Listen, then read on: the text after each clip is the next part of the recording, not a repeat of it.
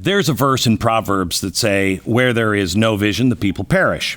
It means if there aren't leaders offering real solutions or a better vision for the future, things just naturally get worse. Somebody's got to stand up on a hill and go, look, it's going to get better this way. When I talk to you, I warn you about all the ways things are trending towards chaos. But I also want you to hear from people who are coming up with real solutions, even if they're people that I may not vote the same way with. We have to look for people with solutions. Today, I have one of those solution makers in the studio with me. He's a businessman doing what we are increasingly told is impossible, making their products 100% in the USA. He was not always like that. He was part of the just ship the jobs overseas, let's make money for a long time. Then something happened and he changed. Like all of us, he is watching the U.S. global supply chain erode before his eyes, and other business leaders make excuses. He is making plans for a future that prioritizes domestic business. His message should be heard from coast to coast because he's right. So I would like to welcome to stage 19 the founder and CEO of American Giant, Bayard Winthrop. This holiday season, I want you to grab the protein bar that tastes like a candy bar, or even better, it is a candy bar, better than a candy bar. Built bars are filled with so much holiday goodness. They're rich with flavor, covered in real chocolate, yet amazingly low in calories, sugar, net carbs, and fat. And I know something about fat. They are protein bars, but that sounds horrible. These are candy bars. They're delicious and healthy. Built bars come in so many flavors that you're going to have a hard time choosing. We have the raspberry or the mint brownie. I just had one of their new flavors. It was lemon cheesecake or something. They're just great. The holidays are stressful. Part of the stress is I'm going to gain so much weight. You don't have to. Skip the pie, have a Built Bar. They're going to give you that extra fuel you need to barge in through those mall doors that don't exist anymore and battle all the holiday shoppers that will club you to death if you pick up the sweater or the TV that they want. It's great. Built Bars can give you the extra something to keep you going. So throw one in your jacket or your purse. You'll never know when you're going to need it. It's Built Bar.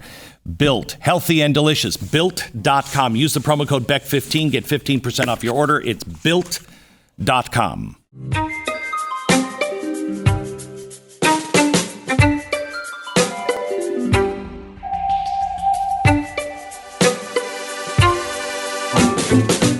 Bayard, it is great to have you on.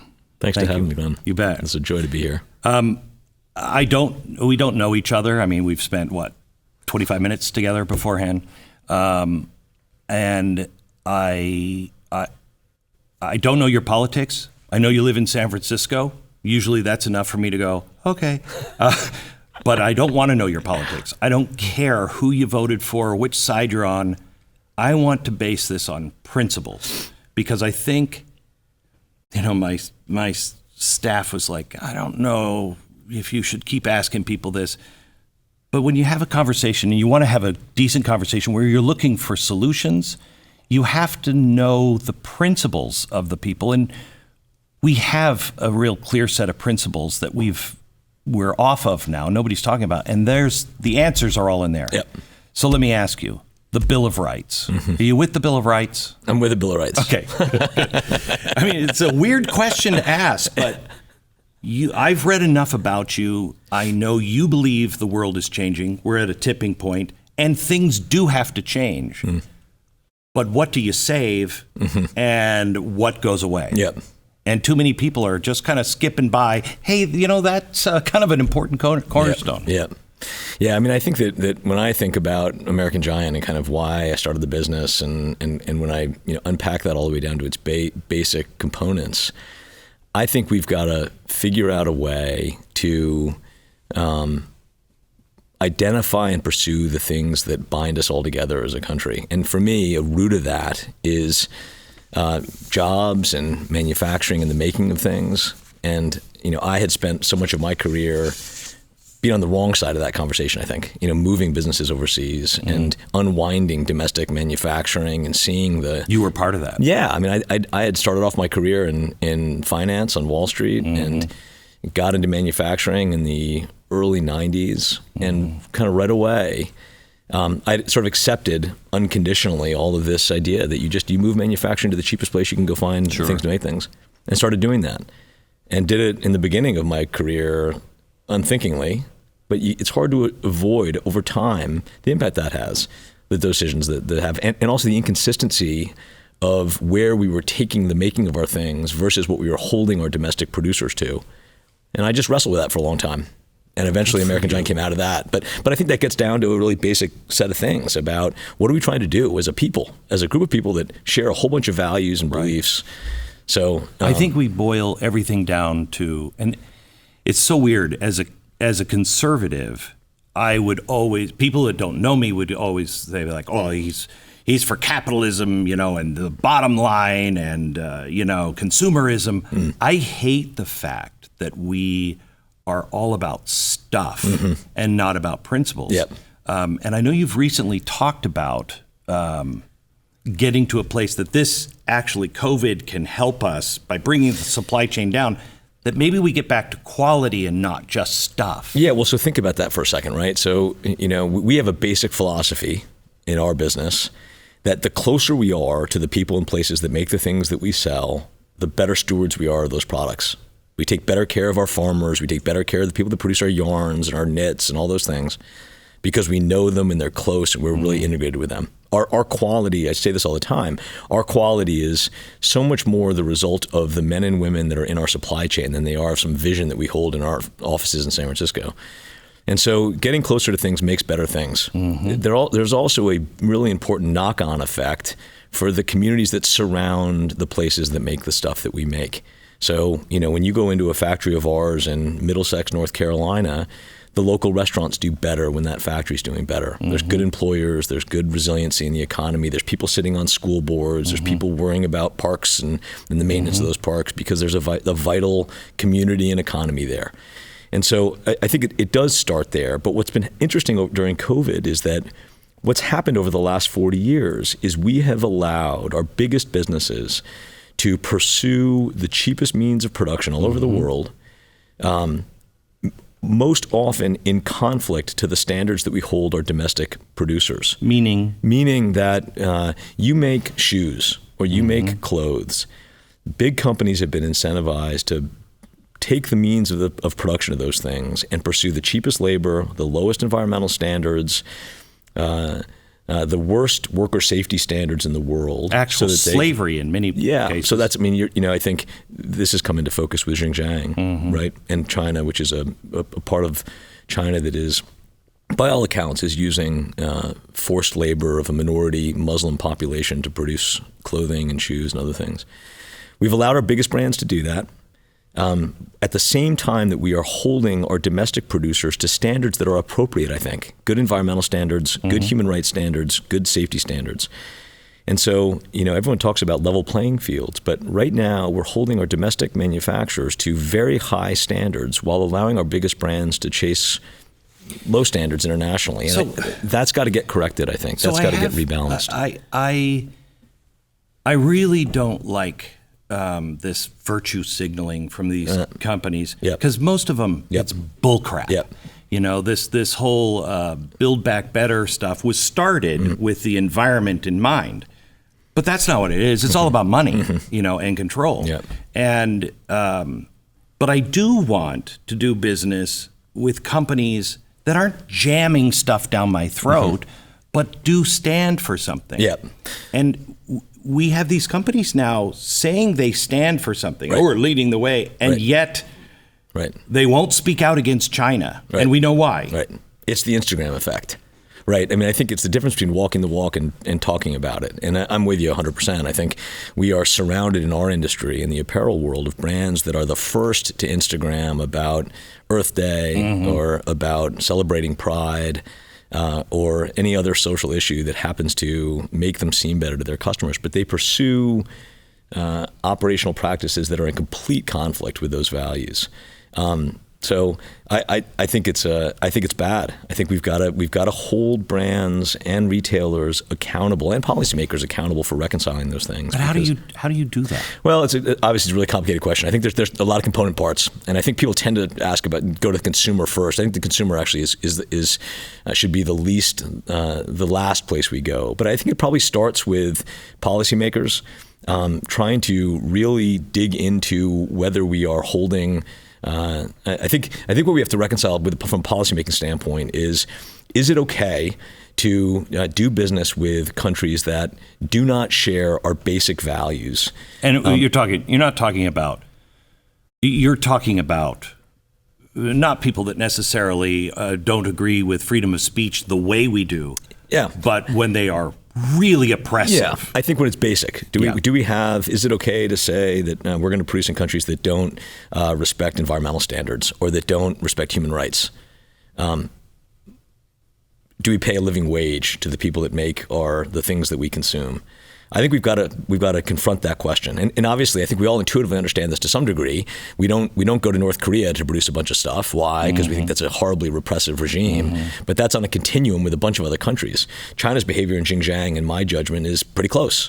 And so, at what point do we decide to say it is unfair to our domestic producers to hold them to a much higher standard than we're holding China? And by the way, along the way, a huge amount of capital is poured into China and modernized that economy, modernized its manufacturing base in a way that we have not benefited from domestically. And so I think it starts with policymakers. I think they've got to begin to confront that in a pretty basic way. And then it goes on to retailers. I think a company like Walmart has actually been a leader here, where they've really taken a stand and said, we are going to have 8% of the stuff that we sell be domestically produced. They've announced, I believe, a $350 billion initiative over the next 10 years. It includes textiles. But be a leader there. There are a couple of other big retailers that don't do that. Amazon is one that appears, right? That I think people are making a lot of money in places like that.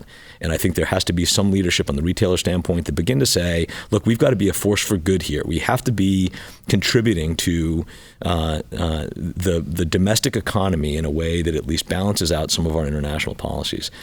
So I think retailers have to follow. I think once that happens, brands have an incentive at that point to begin to say, look, we're going to make socks domestically, or we're going to make T-shirts domestically, something. It doesn't have to be everything, but it's got to start. And then I think finally consumers, once that begins to happen, I think consumers can have an informed choice about what they're buying. And by the way, just to make the point, some of this stuff is about values. Some of it's about quality and disposability. I think, we obsess much more about the quality of stuff we make than some kind of policy thing that we're trying to influence or impact. And I think you sort of referenced this earlier. We throw away a ton of stuff now. And we all know this. We now buy things that feel like they just kind of fall apart after a year, after 6 months, they're basically disposable. And so I think quality is a big part of it too, that when we can stay more local in the way that we source things, we become, we take better care of the people and places that make things, and we produce better product and it doesn't end up in a landfill. And I think that's another piece of it. If you are tired of purchasing a firearm or ammunition in the last year, if you've tried to do it, did you get the product? There is an overwhelming demand from responsible citizens ensuring that they are protecting their Second Amendment rights. As crazy as things get in our own local towns, a Christmas parade. You never know what is coming. There's another way to defend yourself against guns, and that is ballistic body armor. And that has always seemed like a crazy... Who has body armor? I do a job where I've had to wear body armor a lot of days without anybody knowing, and it used to be extraordinarily expensive, extraordinarily hot, and everything else. I want to talk to you about a company, AR500 Armor. This is a way for you to protect yourself and your family. God forbid you ever need to use it. But when it's happening in our own little small towns, you might need it. Please check out AR500 Armor. They have made it easy, approachable, and affordable. AR500Armor.com. Buy it online, have it shipped straight to your house. AR500, multiple packages built for citizens just like you. AR500Armor.com/Beck. we've talked about the government, we talked about the manufacturing and the stores that sell it, but there's another key thing that is bizarre. If you were probably close to the same age, I joke with my kids all the time. I said, you leave those jeans with grandma and she'll mend them for you, because they spend money broken, and repaired. We buy T-shirts that look like we've owned them forever to places we've never been before. And we are so hungry for authenticity. But we're willing to buy. The reason why those jeans are cool when your wallet has a little outline in the back is because it shows you've had them forever and you were working hard and it ripped and you repatched it because that's the kind of guy you are. That's right. We accept fake, authentic things. Yeah. Well, it's funny. When I started the business, we started the business with a sweatshirt, the one that you're wearing. Yeah. And it, by the way, is high quality. Thank you. But we started on the idea that we were going to produce a great sweatshirt. We were going to pour our heart and soul into it. We spent about 1.5 years developing it. It's hard to get it made domestically. Yeah. But there's a funny story that came out of that a lot of the people in the supply chain didn't buy the concept in the beginning. They were like, wait, high quality. I mean, why are you? Because the entire domestic industry, what we say in the textiles, it's all gone to ton and gun.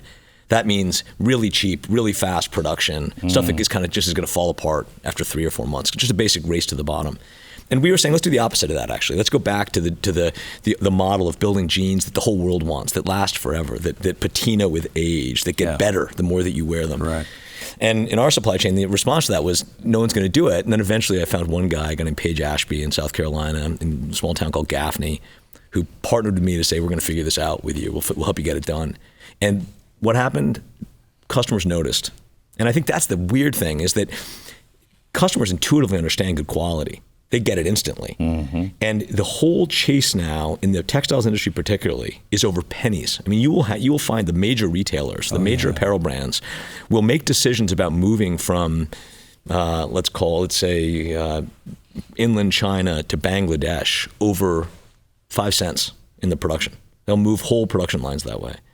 And so it is all in this relentless pursuit of trying to get cheaper and cheaper products.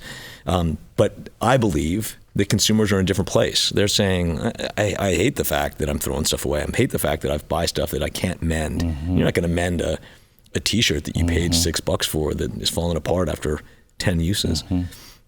So authenticity, I think, comes back ultimately to quality and to values. It's like a brand that stands for something that you believe in and produces a product that you enjoy and that you can stand behind. And that's a pretty basic script, I think. When Levi's ran their ad that said, we want to be the uniform of the revolution. I grew up wearing Levi's. I always wore 501s. I love them. Me too. But they're not the same. I did my homework. The denim was made here in America at Cone Mills. I'm sure you know Cone. Yep, Cone denim.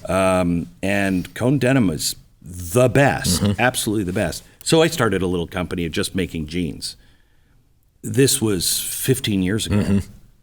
Almost impossible to keep everything domestic. If you make a baseball hat, God bless you, at least 15 years ago, God bless you trying to get something of quality from America. And there is something to keeping the story alive and keeping the people at Cone, they cared about their product. You know what I mean? They're now out of business. And we're losing way too much. Yeah. Well, and not just that. I think that there is we make denim. We make a stretch canvas pant called the Roughneck. Those are made in factories that used to produce Levi's and Wrangler products. And I think from our perspective, one of the things that has been really interesting for me, and I've been in the textile world for a long time now, and going into these facilities and sitting down with businesses that have been multi-generational, have been in the hands of parents and grandparents, are now being run by the grandchildren, is getting close to the craft that's underneath it. And that that too is we're getting close to losing this sort of generational ability. I don't know if you followed our story to produce a domestic flannel, a yarn-dyed flannel, but it was... Tell it. Well, so when I started the business, I knew I wanted to make an iconically American product to launch behind. And the things I thought about were a T-shirt, the kind of classic American T-shirt, a sweatshirt, the one you're wearing, a blue jean, sort of just like you and I were talking about. Same thing for me. I remember my first pair of blue jeans. Me too. I remember getting them and thinking, it said something about me. Yeah. It said something about me. I wore blue jeans. It was a different thing. I remember when I moved I grew up on the West Coast. Yeah. I moved to the East Coast. Yeah. And the East Coast didn't wear 501s. Yeah, you know, right. That was not their gene. That's and right. I was like, well, that says something about that's you. right. You know? 100%. And it wasn't a brand thing. 100%. It was the difference between the button fly and the zipper fly. That's right. Yeah. And I remember that moment for me sort of feeling like I was beginning to sort of define myself and kind of come into my own, who I was. And the fourth thing was a classic yarn-dyed flannel. And you'll remember this, and you'll understand it intuitively, that great flannels, the kind that you took out of your dad's closet and were soft and were 20 years old, and they looked better 20 years later than when you bought them. And they weren't thin. And, just beautiful products. So those were the four. And I was a guy with an idea. And so we ended up doing the sweatshirt because I thought it was substantial enough to make an impact, but not so hard to do that it was going to kill me trying to make it. But in the back of my mind, it had always been this idea of doing a yarn-dyed flannel. And about 3 years ago, we got serious about that idea. And I started to tap into the whole textile industry that is still domestic. And it's still robust and healthy and interesting and a tremendous amount of knowledge there still.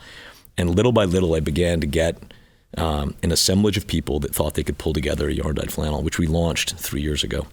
And it was an amazing thing. I mean, we can't keep that product in stock. It is something that whenever we get in, it sells out immediately.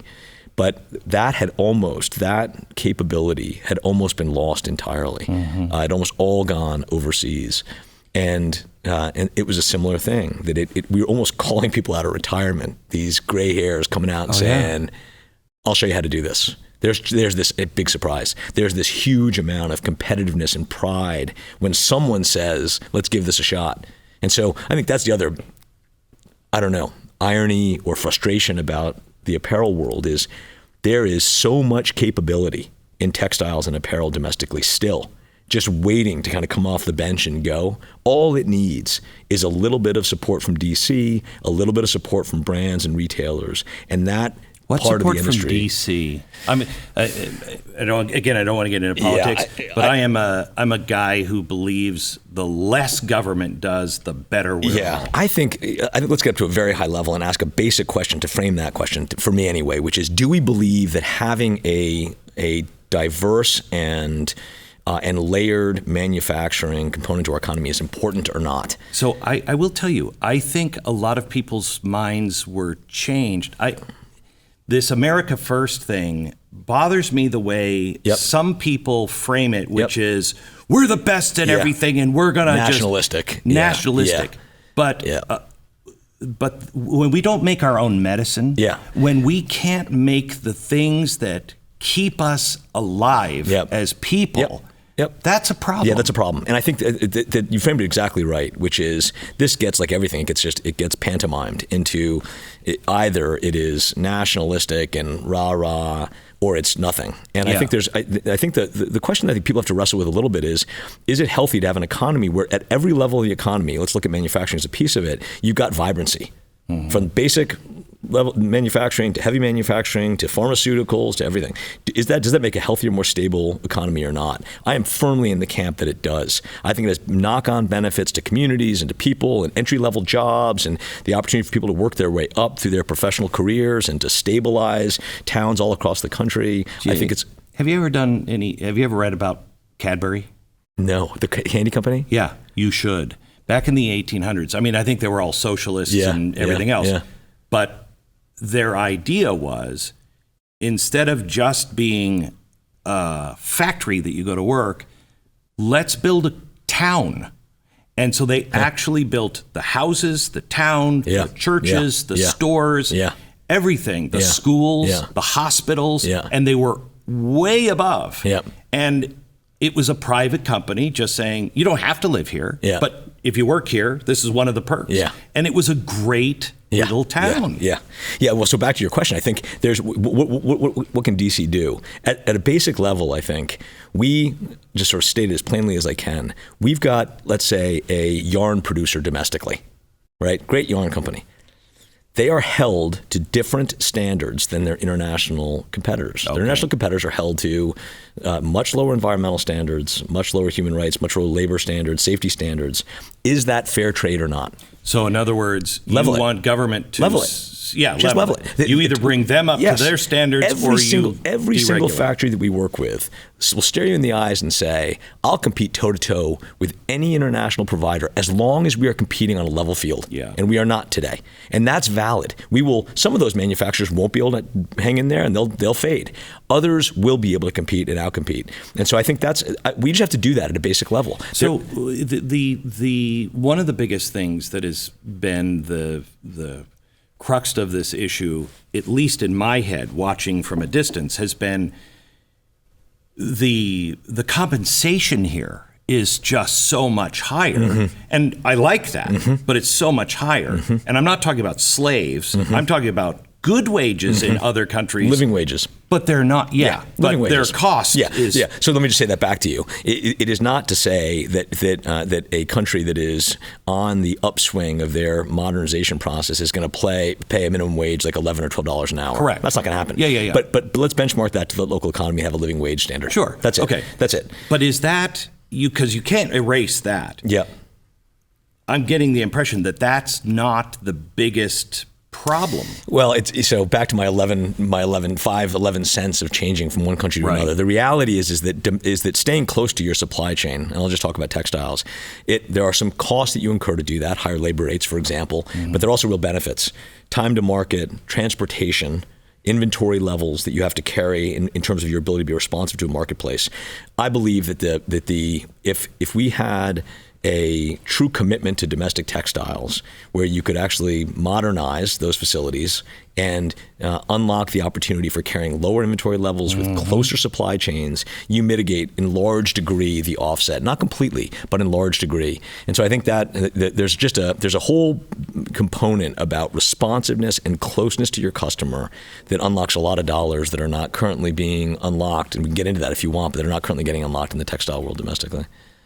What bothers me so much is just the circus or the play that has been written that we're all in and don't recognize it. Yeah. I mean, I believe in global warming. Yeah. I believe it's insane to think that we don't have an effect on the planet. Yeah. I want a planet for people to be around. Yep. I want to be as clean as we can. Yep. But I don't necessarily agree with all of the crazy stuff that is going on, and we take our standard of living and dive it down that millions of people will suffer from that.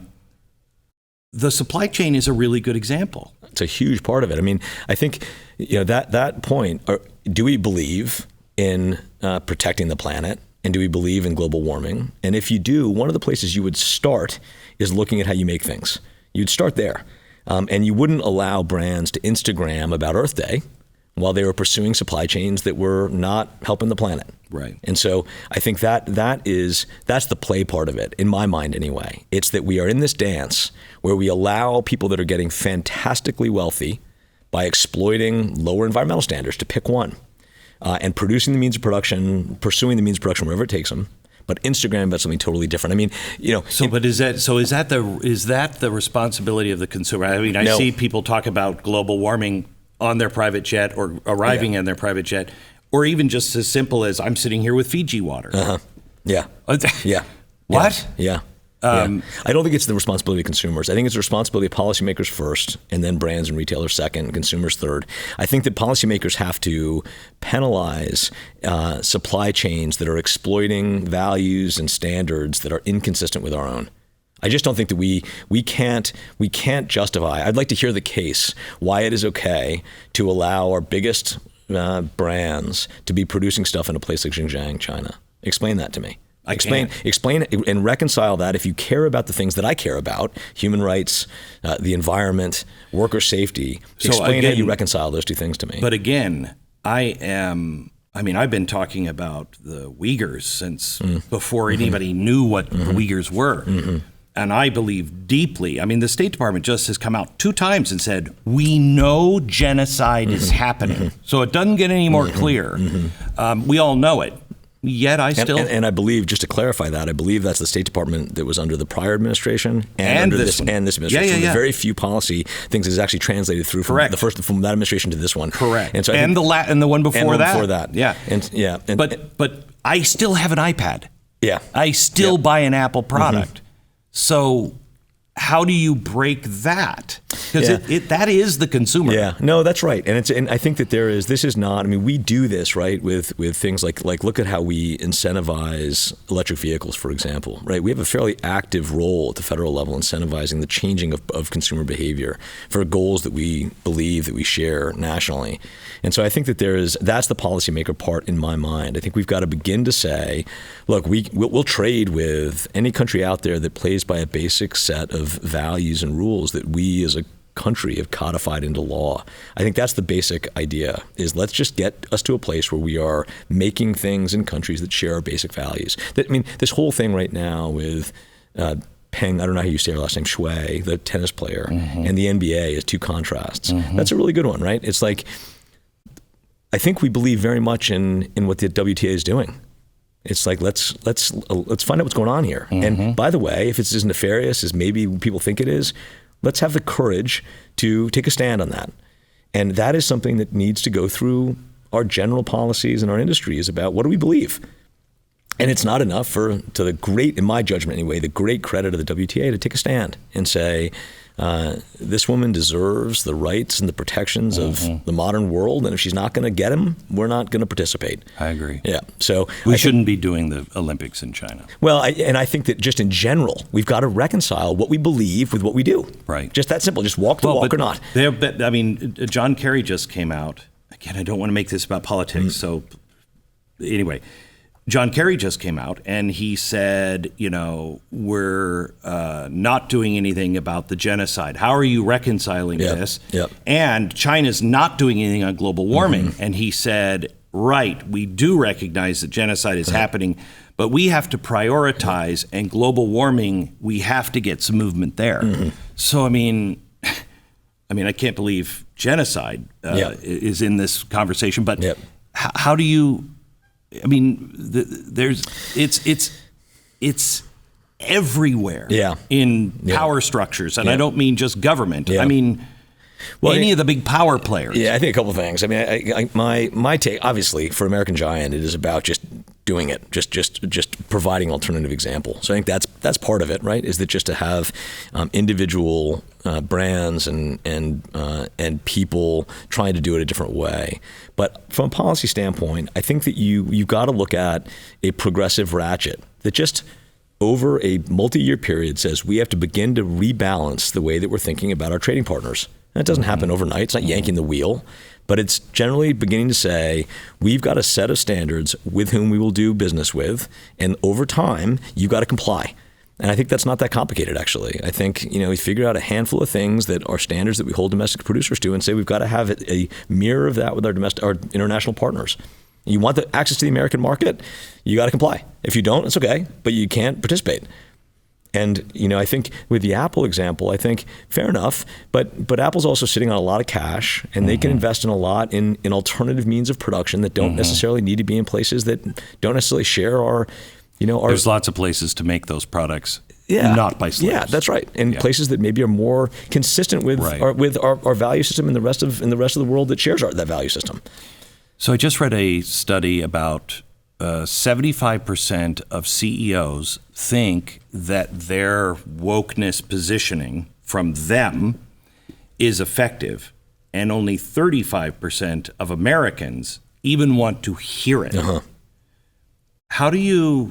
What's the difference between wokeism positioning and actually doing it, and how does the consumer figure out which is which? Yeah, I mean, I think consumers that are paying attention, I think intuitively understand the brands that they support and what they do. From our perspective at American Giant, it's just doing what we believe. We believe in, I think at its very basic level, we believe that in the United States, you've got the benefit of really strong environmental standards, really strong worker standards, safety standards, great quality, best in the world.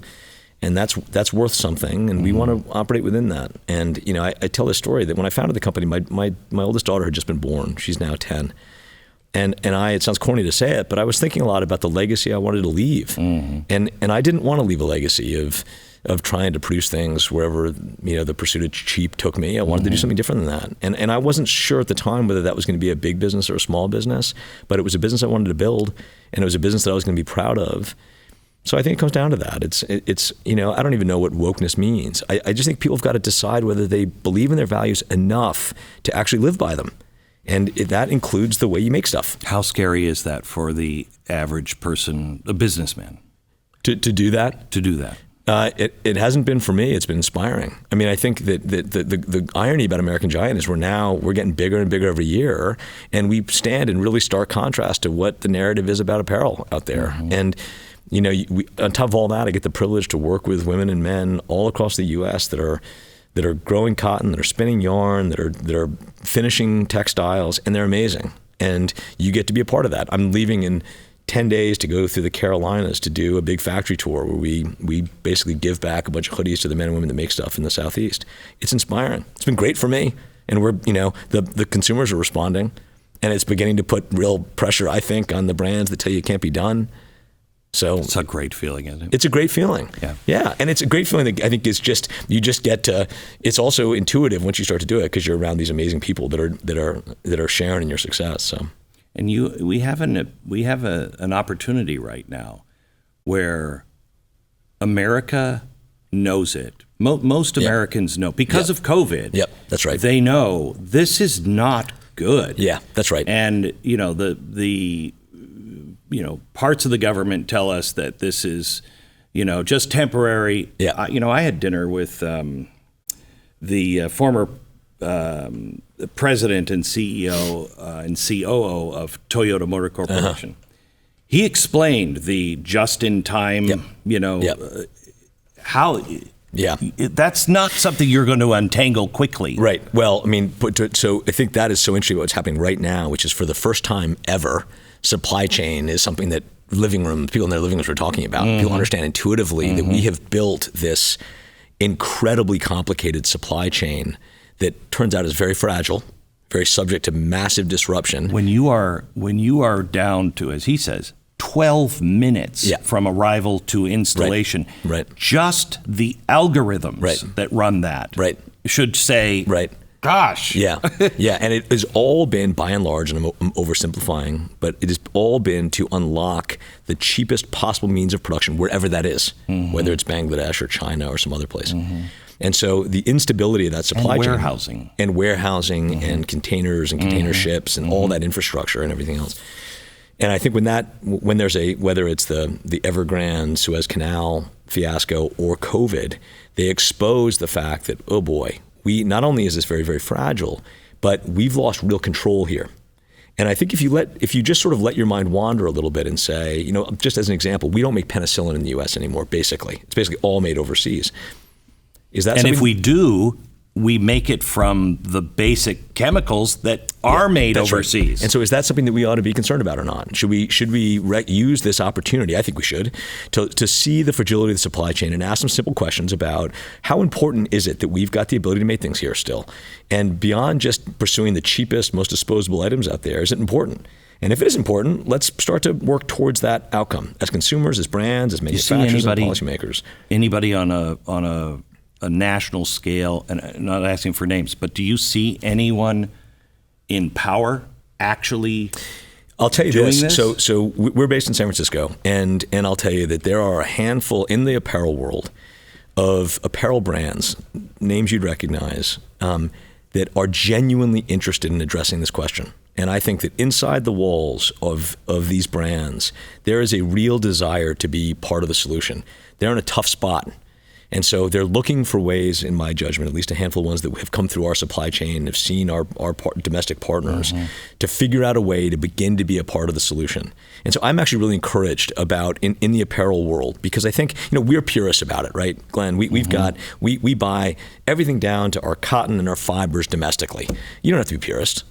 You don't have to be so maniacal about it the way we are. You can just say, I'm going to buy socks domestically. I'm going to produce something that's more automated. In textiles specifically, underwear, towels, hats, socks, they can be highly automated. Just movement there to say, I'm going to have 1%, 2% of my production coming domestically. So I think there's movement for the first time, and I think it's motivated by money ultimately. I don't mean that pejoratively. I think that the supply chain thing is expensive for brands. This has been a horrible situation for most of them. And I think they're seeing the fact that in our case, we're in stock. We don't have supply chain disruptions. And so there's an opportunity here to be a bit more resilient, to have some insurance in place by having a domestic source. So I think it's brought it into the front of their minds. But I think there is a genuine desire to begin to make a change here. And it's I hope he sees it, because it's a moment where I think we can begin to say, okay, let's begin to address this. Again, it's got to be throughout the policymakers all the way down to consumers, but to begin to address it and make a change. There was an article in Bloomberg, I think, recently that said Americans need to learn to live more like Europeans. Yep. And Yeah, I know. So I think I'll give you my version of that if I can interrupt. Yeah. I grew up in the 70s and 80s. I started off in finance on Wall Street, and I totally subscribed to libertarian economics. That was like unfettered capitalism all the time. And as I said earlier, I pursued manufacturing decisions in the businesses that I was running that was taking me overseas. And over time, you begin to see the implications of those decisions. You begin to see the towns that begin to kind of close down, and the jobs that leave, and the manufacturers that leave. And I think that we made a decision to oversimplify it, starting about 40 years ago, that said, we're going to have open and unfettered trade in every instance. It's good for everybody. And the result's going to be flat screen TVs that are going to get better and better and cheaper and cheaper. And all that's true. But there have been costs that have come along with that in terms of quality of life and in terms of communities and in terms of resiliency that I think people didn't really think about very much. And so I don't know what I totally believe anymore. I believe in capitalism. I think isn't the problem, though, that we currently live in a world I've never seen before, where there is no nuance. Yep, that's you right. are either that's right. all of that's this right. or all of that. That's and right. that is not doable. That's right. Yeah, and it's also just that too is part of the play. Yeah. It's like, I just wrote in our catalog, we spend so much time as a country looking at all the things that divide us, and I don't buy it. I think that if you travel America, that's not true. And I just I spend half of my time in factories in places like Texas and South Carolina and North Carolina, and half my time in the Bay Area. And that contrast really instills a great sense of hope in the country and in the people. It's the people that are trying to divide us to further their own careers that are the problem. And I think that's, we've got to throw that off. We got to stop. We got to stop that nonsense, because it's bad, and it undermines who we are as a people and all the things that bind us together. So, and to your point about Germany, there's some truth to that. Right, that there is, in some ways, Europe has almost become a more free market than the United States has, because it's got a much more varied economic structure. I mean, the trades and the manufacturers are highly valued in places like Germany, and the quality of life comes through. I tell you, I'm a big watch freak, and I'm a watch freak because I love the fact that it might take one guy a year to make that watch. You know what I mean? Yeah. And that has been passed on to his grandson who's now doing it, Right. I just love that. Yeah. And if you look, for instance, at the old Soviet Union, when they went against the entrepreneur, the watch factories, they left if they could, or they were killed. Yeah. Russia had a hard time as the Soviet Union doing things because they couldn't keep accurate time for a long time. And you just, there is something about, there is something not just almost mythical or fable-like that you look at an entrepreneur and go, that is so cool. But there is something essential that we have, and we support these people who are Yeah, that's my point earlier about what's been so inspiring about American Giant is that you come with me through our supply chain and you meet these men and women that have been doing this for a generation or two, and their knowledge of cotton fiber or of knitting or of finishing is totally inspiring. And that there's so much value in that in the industry that is let go when we abandon it. So I mean, it's there waiting to get unlocked. I think we've just got to modernize and invest and believe in and commit to in a way that just we haven't for the last 40 years. We've just got to change course. And I'm not in the camp of saying it's impossible to do. I think it just takes some vision and some commitment. So you may not know the answer to this. It has nothing to do with, well, I guess it does kind of. It's a supply chain thing. I was driving home yesterday, driving home with a friend, and we're driving, and he said, "Man, these trucks are everywhere. Yeah. When did we have so many trucks on the road?" Yeah. And I said, two things. One, that's a good thing. Yeah. Two, I don't think there are more trucks on the road. I think we've just gone for 18 months without any trucks. Yeah. Yeah. And now it feels, are there more trucks on the road? I don't know the answer to that. What I have heard is that, to your point earlier about unlocking the supply chain challenge that we're in the middle of right now, that one of the challenges is the infrastructure. And container ships, trucks, those things take a long time to increase capacity there because those two are sort of tuned around a just-in-time inventory process. And so what I've heard is that there is an increased capacity. I think you're probably right, which is that part of the supply chain is winding up and trying to hustle to kind of get to address some of the things that are kind of holding everybody back. But I don't know. It's an interesting observation. Yeah, the only reason why I found it interesting is because it doesn't take very long to forget. Yeah. You know what I mean? Right. It seems foreign to have that many trucks on it. And I think we probably have about the same amount of trucks on the road right now. And that brings me to the thing that I worry most about. John Huntsman Sr. was a good friend of mine. And he's the guy who came up with the styrofoam, McDonald's containers and stuff. Wow. He was a petrochemical guy. And at one point when he was trying to make that mold, he was broke. And he just knew that those would be huge. Yeah. And he had to come up with a way.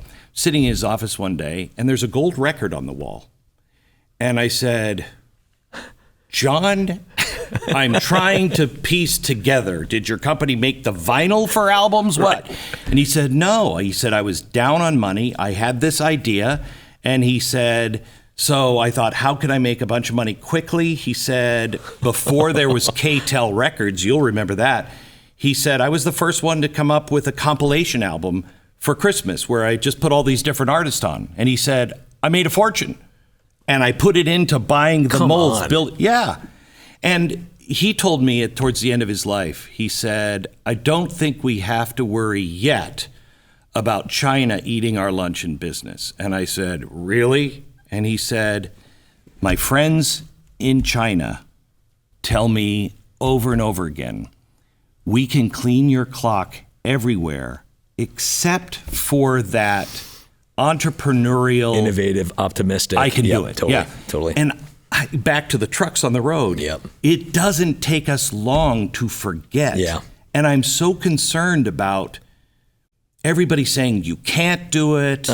All of this crap. Come on, it's crap. I mean, I say this to everybody. Come travel the supply chain with me. You get through our supply chain from the gins to the yarners to everybody. You realize really quickly that optimism and entrepreneurial spirit is alive and well. I think the risk is that you stifle that enough so that those businesses move overseas. Those towns kind of wither on the vine. There isn't vitality there anymore. And there's an entrepreneur in waiting in every small town across the U.S. They just need the right infrastructure, the right school system, the right opportunity to go unlock it. And so what I worry about is that I think that if we buy into this narrative that we don't need to make things in this country anymore, and we don't need to invest there, I think that has much broader implications beyond just where stuff is coming from. It's got implications in towns and communities and that entrepreneurial, optimistic drive that I think is so inherent in this country. Oh yeah. So I don't buy it. It's there, but I do think we have to start paying attention to it and start to address it, because if we let it go for another 10, 15 years, I do get worried about it. I think that you begin to take away that vitality and that entrepreneurial spirit. And just that is America. That is America. That's right. That America. Opportunity and that ability to do something and have an idea and pursue it with vitality. And I worry that that's the more that we deaden all the towns and communities all across the country, the more worried I get about that. So I think that's something that we do need to begin to confront. Do you think COVID? I mean, look, at the beginning, I think everybody did their best. Yep. Everybody was just like, we don't know what it's. It was scary. Yep. We have no idea. Yep. They're welding people in their homes in China. Yeah. Now it's a different story, but we put so many people out of business. And I thought, if you're somebody who was born in 2000, you were 8 and you watched your parents struggle because of the banking crisis. Yep. Then they maybe built it back, and then they were put out of business because of this. Yep. You can very easily see a 20, 25-year-old going, this system doesn't work. Yeah, right. That's right. Well, that's part of the problem too, right? Is that loss of faith, right? But I think I'll just give you a contrast to that.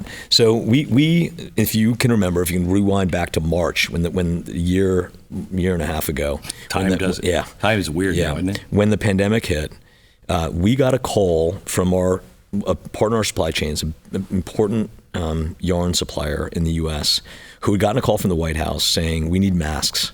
We got to get masks into New York City. Hard to remember this, but there was a period there in March and April where frontline workers, ambulance drivers, nurses, doctors couldn't get masks in New York City. They're getting overwhelmed. And call went out, and we got the call. 6 other producers in the U.S. got the call. Hanes, Fruit of the Loom, Sanmar, a bunch of others. And Glenn, in I don't know, 10 days, we had come together. We converted our facility in Middlesex, North Carolina, to making masks, and I think it took us 10 days to do that. And we were producing collectively millions of masks within 2.5 weeks. And we don't make masks. We make T-shirts and sweatshirts. But that happened through this remarkable, innovative, collaborative effort that went across an entire industry, many of whom were competitors. And I have to tell you, it was one of the more inspiring, revitalizing things I've been through in my career. And just seeing big surprise from the White House down to first-year employees on the factory floor, doing everything that was required to get masks made and moving. And so I think that optimistic entrepreneurial spirit is just, and it's waiting to get unlocked. Yeah, it is. It's just sitting there. It is. It's just sitting there. And our economic problems are so unleash the American people. And it's also, to your point, it's the people saying no. And in my judgment, that starts in D.C. It's that you have a bunch of careerists there that are not interested, in my judgment, of really thinking about how do we find the things that bring us together and invest in the things that are going to make the country healthier, with better educational systems and better opportunity and level playing fields for people. They're more interested in getting us to separate.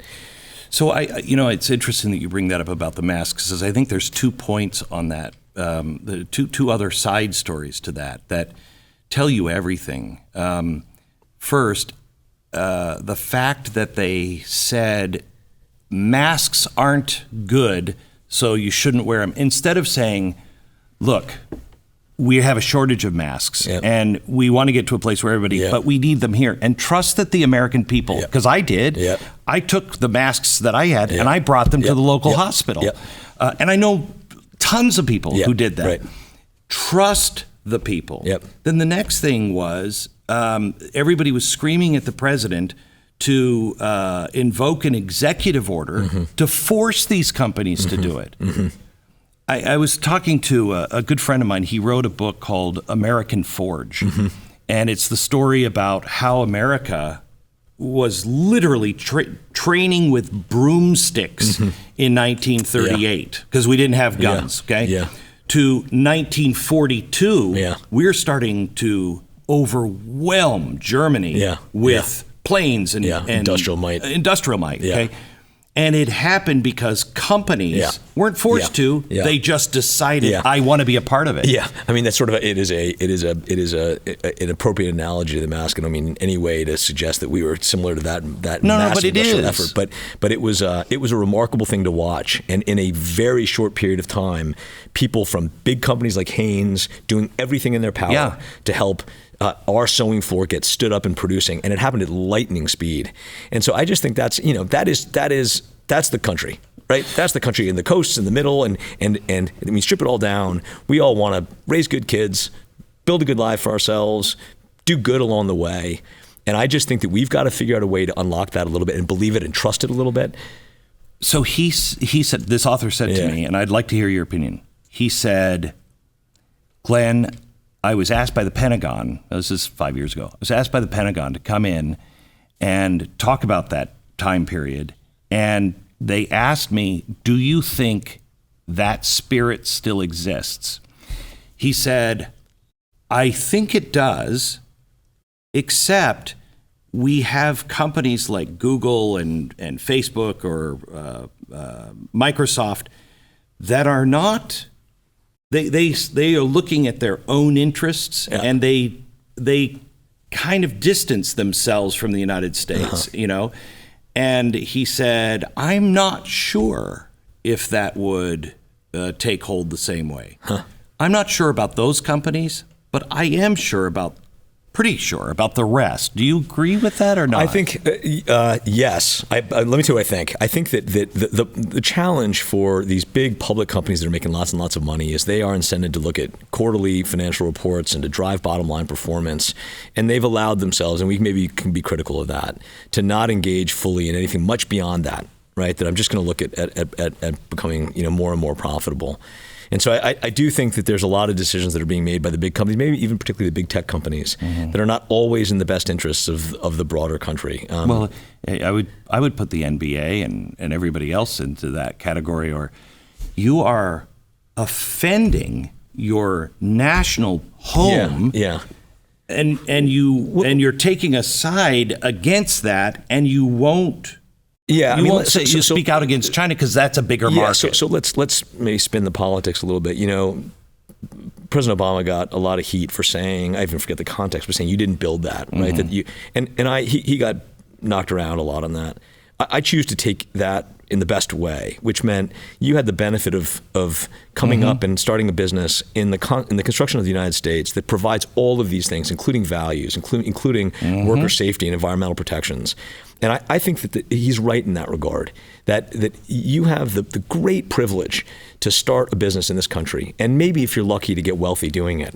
But you've got to honor, I believe, that infrastructure somewhat by at least, and I think this gets back to your point about the NBA versus maybe the WTA, that part of that is you are in some degree, the steward of those values. And it is not okay, in my judgment, to get very, very wealthy by ignoring those values. And I think that's where and so I think that's the difference in my judgment. I do think that the rest of us are sitting here very much wanting to be together and to pursue that entrepreneurial spirit. I'm not negative about that. I disagree with your friend in that regard. Yeah, I think it's still very much there. So it's an interesting thing. I was talking to my daughter. I'm a big. How old is she? She's 30. Yeah. Okay. And she said we share a lot in common in music, and we're both enamored with Billie Eilish and her brother Phineas. The parents are amazing. Yeah. They don't agree with anything politically, but I would love to sit down with them because they produce two amazing children. Yeah. And so Phineas just came out with his own album, and I found myself, it's very political-ish, and I found myself listening to it, and I'm like, I know his politics, but these lyrics speak to me. Yeah. And I said, I called her up, and I said, or I texted her, and I said, how do you take these lyrics? Yeah. And she said, Dad, I think he's just recognizing his privilege. And I text back, what the F does that even mean? Recognizing privilege. And we talked about it.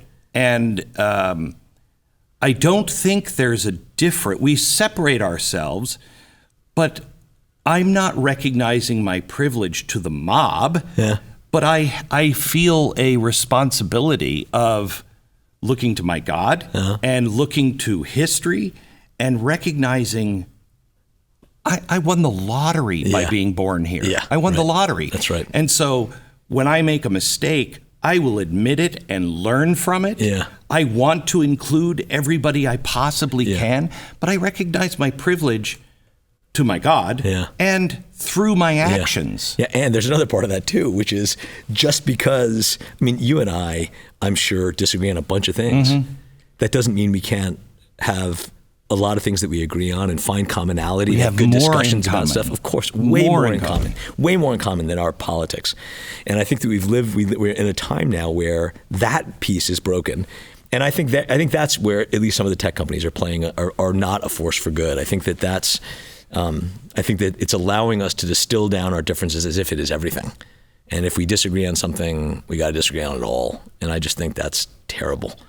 I'm glad to hear your daughter's texting you that. Just keeping you on your toes. That's good. And I like that. I mean, that's good. That's right. I've always hired people that I don't want to be the smartest guy in the room, and I don't also want to have a bunch of people agree with me. That's right. That's great. Let's talk about you personally for a bit. You know Tony Robbins? I'll tell you a funny story about that. I don't. But I have become an admirer of his because I watched a documentary. I'm reading very little about him. And found myself. I'd sort of, I'll just diverge for 2 seconds. Tony Robbins and Stephen Covey's book, 7 Habits, have been things that have been on my mind a lot during the pandemic because I've been thinking a lot about how amazing the team is at American Giant and how much potential has been unlocked over the last year and a half. And I had pantomimed both of those people as self-help gurus that I never took seriously. And my opinion about both of them has changed a ton in the last 18 months. So Stephen Covey. Remarkable. I had personal experience with him for a long time and knew he was solid, but Tony Robbins, I was the same way. It's kind of like, some of those preachers really. And he's so over the top.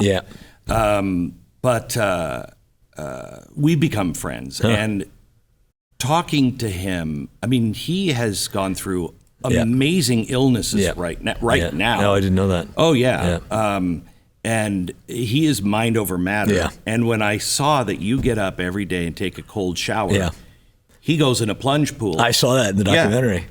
And he... That's real, by the way, Glenn. Real? Oh, I know. No, but it's real. The cold thing is real. So that's... I mean, and the other thing is that you get a sick dedication to it because at a certain point right now, the water's getting really cold right now. So it's particularly tough. So I want to ask you about that. Because he does it. He said, I tell my body, my mind tells my body, I don't care. I'm in charge of you. That's exactly right. Is that what you do it? Well, so there's that part of it, which is, I say this a lot, which is it happens every single morning for me and it's dark out when I get up and I say to myself, I really don't want to do that. It doesn't feel good getting a freezing cold shower. But I say do exactly that. So you don't have a say in this. That's what we're doing. But the more important thing to me is that I start my day with doing something hard. And so everything from that point forward feels like I can tackle whatever the day's got in front of me. It's great. You got to try it. Just try it. Just try it. Do this. Do I look like a disciplined man? Yeah, of course you do. You got to give yourself 30 days. Just say for 30 days, I'm going to do it. You can do anything for 30 days. Do it for 30 days. And I think by the end of that, I mean, there's a reason why most ancient traditions have versions of hot and cold plunges. Right. I really do think. I mean, so what have you gotten out of it? What does Well, I think the most. How long have you done it? Oh boy, years. Why did you start doing it? I started because I'm super interested in, this is not interesting, but I'm super interested in sleep and energy levels. Very interested in I'm really interested in all those things and kind of how you unlock your maximum effectiveness. And I read some articles about the impact on cold plunges or cold showers on mood and sleep and energy levels, and so I just tried it. And I had spent some time in Japan in some of my previous careers and been in impossibly cold plunges and impossibly hot plunges there, and seeing these vital men and women that were doing it. And so I got inspired to try it. Have you seen what is it, cryo freeze? I've seen them. I've never done that. I've done that once. That seems a little miserable to me, but I've never done it. See, the shower seems more miserable to me. It does. You got to try it. But so let me just tell you, let me give you the pitch on it for 2 seconds. Okay. So the reason why I think it's interesting is that it does get this, you get this mindset for me anyway, that feels like I've done something tough to start my day. And so now I can kind of tackle anything. So that's a nice kind of psychological boost. But there's also an endorphin rush that happens when I kind of come out of that shower. I just feel, I can have had the worst night's sleep and I feel up. I mean, I feel honestly like my mood, seeing my kids get up in the morning, I'm just can't wait to see them. It just starts my day well. Wow. I really think it's interesting. Is it kind of like the near-death experience? And I'll tell you, the way I do it, which is not the way everyone does it, it's not the way Tony Robbins does it, I start my shower hot, and then I'll be in there for a few minutes hot, and then I go dead cold for the last 5 minutes. And it's only bad for the first 90 seconds. Come on, Glenn. You can do that. Because you go numb. You basically do. And after 90 seconds, you feel fine. And you get out. And it's great. Right. And one other thing I'll tell you, Jimmy Carter, I have heard, who is at 97 and fighting off brain cancer and everything else, I have heard he is taking cold showers basically his whole life. And I watched him speak once, and whatever you may think about his politics, that guy is sharp as a tack at 96, 97. And I saw that and I said, okay, he's doing something right. Let me figure out what he's doing. Well, I will tell you that, I saw Tony, I was in Los Angeles and I saw him backstage. I went to one of his things. Yeah. And I was with him backstage. Yeah. And he was on a trampoline. Yeah, I've jumping, seen that. Yeah. Okay? And he's just jumping. And I know what he was going through. Yep.